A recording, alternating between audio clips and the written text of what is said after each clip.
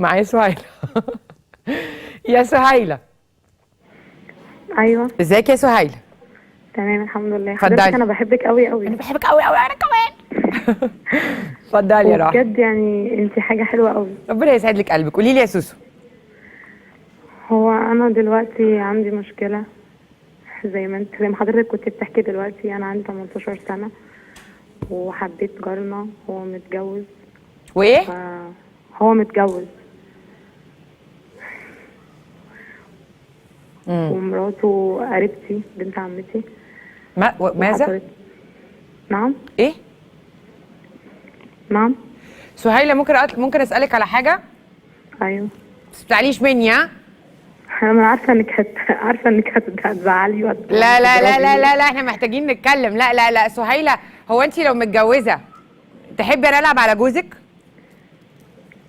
لا طبعا. تحبي اخده منك؟ لا. طب لو انت لو انت يعني مش انا اللي عملت كده يعني من الاول. ازاي يا سهيلة؟ أيوة. انا عارفه ان الراجل ده متجوز ومتجوز واحده قريبتي، ها؟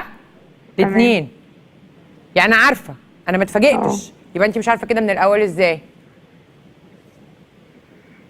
ما انا عارفه بس مش انا يعني مش انا سهيلة، لو انا عملت فيكي كده انت هتزعلي؟ طبعا هزعل. هتتقهري؟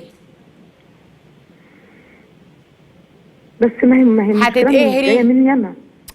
سهيلة هتتقهري؟ نعم. هتتقهري؟ طبعا. حلو قوي. طب انت اللي بتقبليه على غيرك ما تقبليه على نفسك، واللي بتقبليه على نفسك ما تقبليه على غيرك.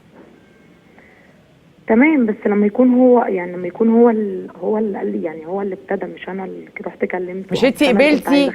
هو في باب يخبط وانا افتح للراجل او افتح للبني ادم ويدخل بيتي غير لما اكون انا قبلت ان هو يدخل بيتي؟ اللي انت بتعمليه ده ما يرضيش ربنا يا سهيلة. وانا عايزه اقول لك على حاجه، عفوا، اغبى نوع ست هي الست اللي تاخد راجل ساب واحده تانية علشانها. دي اغبى نوع ست، لانه زي ما عمل فيها هيعمل في حضرتك ولو بعد حين. والدنيا دواره، ها؟ الدنيا داين تو داين. وبعدين انتوا ليه مش لاقيين غير متجوزين؟ في ارامل كتير، في ارامل، انا بشوف ارامل، في ارامل، في مطلقين كتير، في سناجل، في ناس يعني مش مرتبطه كتير. ليه المتجوزين؟ وراجل متجوز وقريبي وجوز قريبتي، يعني فين الرحمه؟ هنا بقى، هنا الرحمه اللي بيتكلم. فين الرحمه؟ فين الشفقه؟ فين الاخلاقيات؟ فين يا جماعه راحت؟ انا مش موافقه، انا مش موافقه. يا اختي الموبايل اللي اتكسر.